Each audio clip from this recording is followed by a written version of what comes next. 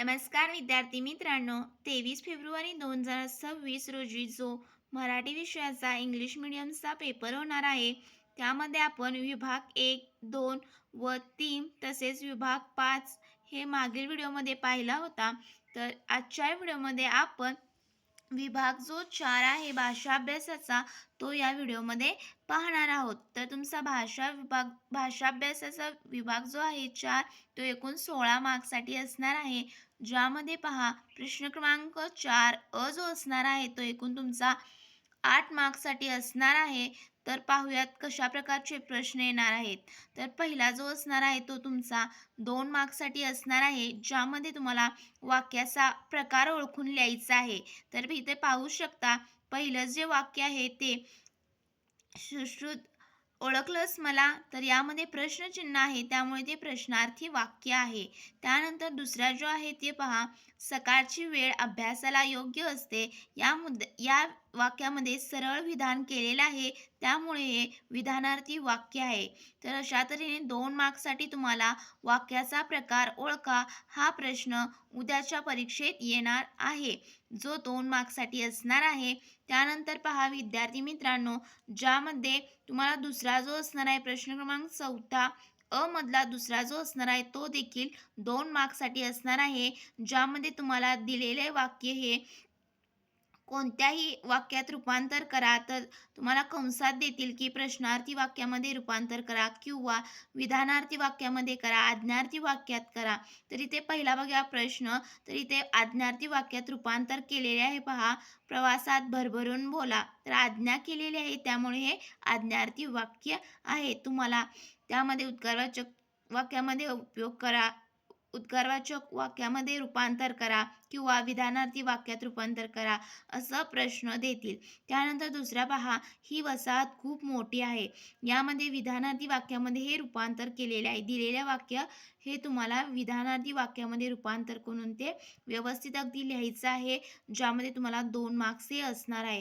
तर पहिला जो होता तो वाक्याचा प्रकार ओळखा, जो 2 मार्क्ससाठी असणार आहे, आणि दुसरा असणार आहे तो दिलेल्या वाक्याचे रूपांतर करा. तर ते देखील 2 मार्क्सला असणार आहे. तर किती 4 मार्क्सचा हा प्रश्न असणार आहे. त्यानंतर पहा तिसरा जो असणार आहे तो एकूण 4 मार्क्ससाठी असणार आहे, ज्यामध्ये 3 तुम्हाला वाक्यप्रचार देणार आहेत व तुम्हाला कोणत्याही 2 वाक्यप्रचारांचा अर्थ सांगून वाक्यात रूपांतर करायचं आहे, आणि प्रत्येक प्रश्नाला हे 2 मार्क्स असणार आहेत. एक त्याचा अर्थ लिहिण्यासाठी, त्यानंतर त्याचं वाक्यात रूपांतर करण्यासाठी 1 मार्क्स असणार आहे. त्यामुळे एकूण हा प्रश्न 4 मार्क्स आहे आणि तुम्हाला 2 कोणतेही सोडवायचे आहेत. तर पाहूयात प्रश्न क्रमांक 4 मधला तिसरा जो आहे तो पहा, पहिला अंगाचा तीळपापड होणे याचा अर्थ आहे खूप संताप येणे. तर तुम्हाला वाक्यप्रचाराचा वाक्यात उपयोग करून लिहायचा आहे, त्याला 1 मार्क्स असणार आहे. तर वाक्य पाहूया, महेशने घरात केलेला पसारा पाहून आईच्या अंगाचा तीळपापड झाला, याला 1 मार्क्स असणार आहे.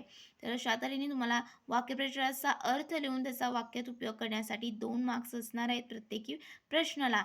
दुसरा पाहूया, तर आर्जव करणे याचा अर्थ आहे या वाक्यप्रचाराचा विनंती करणे. तर वाक्य कसं असणार आहे पहा, तुम्हाला तुमच्या शब्दात तुमच्या वाक्यात तुम्हाला रूपांतर करून लिहायचं आहे. तर इथे एक्झाम्पलसाठी दिलेले आहे पहा, शेतकऱ्यांनी जमीनदाराच्या समोर कर्ज माफ करण्यासाठी आर्जव केले, पण त्या जमीनदाराने त्याचे काही ऐकले नाही. तर आर्जव केले हे जे वाक्यप्रचार आहे ते वाक्यात त्यांनी उपयोग केलेला आहे, त्यामुळे येथे देखील तुम्हाला कसं 1 मार्क्स मिळणार आहे आणि त्याचा अर्थ लिहिण्यासाठी 1 मार्क्स असणार आहे. तर अशा तऱ्हेने एकूण 4 मार्क्सचा हा प्रश्न वाक्यप्रचाराचा असल्यामुळे हा प्रश्न कोणीही स्किप करायचा नाही. तर अशा प्रकारे प्रश्न क्रमांक 4 जो होता तो एकूण तुमचा किती मार्क्ससाठी होता, तर 8 मार्क्ससाठी होता. आणि जो प्रश्न क्रमांक 4 जो असणार आहे तो 8 मार्क्ससाठी असणार आहे, ज्यामध्ये पहा पहिला जो असणार आहे तो किती 4 मार्क्ससाठी असणार आहे, ज्यामध्ये शब्दसंपत्तीवरचे 4 मार्काचे प्रश्न असणार आहेत. तर चला पाहूयात. पहिला जो असणार आहे तो पहा, समानार्थी शब्द लिहायचे आहेत तुम्हाला. रस्ता, मार्ग, पथ, त्यानंतर शाळा, विद्यालय आणि शिक्षणालय. तर यासाठी किती तुमचा 1 मार्क असणार आहे, ज्यामध्ये तुम्हाला 2 ह्या कृती देणार आहेत, तर प्रत्येकी अर्धा मार्क्स असणार आहे. त्यानंतर पहा दुसरा असणार आहे, तो देखील 1 मार्क्ससाठी असणार आहे. प्रत्येकाला अर्धा-अर्धा मार्क्स असणार आहे. इकडे-तिकडे, निंदा, स्तुती, कौतुक हे विरुद्धार्थी शब्द तुम्हाला शब्दसंपत्तीमध्ये विचारण्यात येतात. त्यानंतर तिसरा जो असणार आहे, तो पहा वचन बदला. शहर दिलेलं आहे, शहरे वचन बदललेलं आहे. एकवचनचं अनेक वचनमध्ये रूपांतर केलेलं आहे. गाडी, गाड्या. तर इथे देखील तुम्हाला 1 मार्क्ससाठी हा प्रश्न असणार आहे. त्यानंतर चौथा पहा. चौथा तुम्हाला काय असणार आहे, तर लिंग बदला. लेखक दिलेला आहे, तर त्याचं लेखिका. त्यानंतर घोडा दिलेला आहे, घोडी. तर अशा प्रकारे तुमचं 4 मार्क्ससाठी हा शब्दसंपत्तीवरचा प्रश्न क्रमांक 4 आ मधला पहिला प्रश्न असणार आहे. आणि दुसरा जो असणार आहे तो पहा 2 मार्क्ससाठी असणार आहे आणि प्रत्येक प्रश्नाला 1 मार्क्स असणार आहे, जे तुम्हाला लेखन नियमानुसार वाक्य लिहायचं आहे. तर तुम्हाला काय करतील, तर एखादं लेखन नियमानुसार चुकीचं वाक्य देतील, तर तुम्हाला काय करायचं आहे, ते व्यवस्थित योग्य असं करून लेखन नियमानुसार वाक्य पुन्हा लिहायचं आहे आणि ज्यासाठी 2 मार्क्स असणार आहेत. प्रत्येक प्रश्नाला 1-1 मार्क्स असणार आहे. तर इथे पाहू शकता, लिंबाचा रस तर मला अमृतासारखा वाटू लागला. यामध्ये लिंबाचा इथे लीला दुसरी वेलांटी देऊ शकतात. त्यानंतर इथे वाटू लागल्याला पहिली वेलांटी देऊ शकतात, जे तुम्हाला दुसरी वेलांटी करून व्यवस्थित अगदी ते लेखन नियमानुसार वाक्य लिहायचं आहे, ज्यासाठी तुम्हाला 2 मार्क्स असणार आहेत.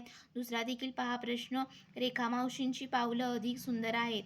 यामध्ये लेखनिमानुसार हे योग्य वाक्य लिहिलेलं आहे, त्यामुळे याला देखील 1 मार्क्स असणार आहे. तर तुम्हाला 2 वाक्य लिहायची आहेत, त्यामुळे तुम्हाला तिथे 2 मार्क्स मिळणार आहेत. तर प्रश्न क्रमांक 4 अ मधला पहिला जो असणार आहे तो 4 मार्क्ससाठी, दुसरा असणार आहे तो 2 मार्क्ससाठी. किती झाले? 6 मार्क्स झाले. आणि तिसरा जो असणार आहे तो तुम्हाला किती?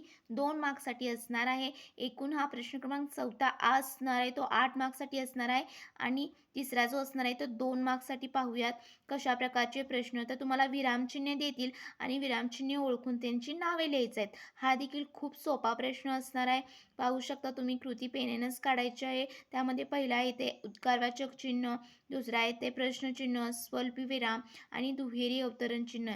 येथे तुम्हाला पूर्णविराम किंवा एकेरी अवतरण चिन्ह, त्यानंतर तुम्हाला वेगवेगळी जी विरामचिन्हे आहेत त्यांचे नाव लिहा, असा प्रश्न परीक्षेमध्ये उद्या 2 मार्क्ससाठी येऊ शकतो. तर 4 तुम्हाला देतील आणि त्याला प्रत्येकाला किती अर्धा मार्क्स असल्यामुळे ते कुठेही चुकायचे नाही. तर अशा तऱ्हेने प्रश्न क्रमांक 4 आ जो होता तो एकूण तुमचा 8 मार्क्ससाठी होता आणि अ देखील 8 मार्क्ससाठी होता.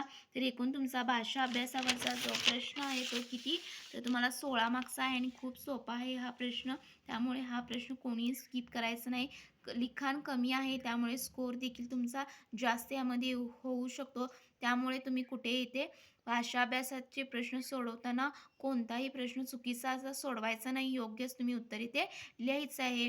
तर जर तुम्ही याआधीचा व्हिडिओ पाहिला नसेल, तर त्याची लिंक मी डिस्क्रिप्शन बॉक्समध्ये देते. तोही तुम्ही व्हिडिओ पहा आणि उद्याच्या बोर्डाच्या परीक्षेसाठी बेस्ट ऑफ लक. व्हिडिओ आवडल्यास नक्की लाईक करा. Thank so much.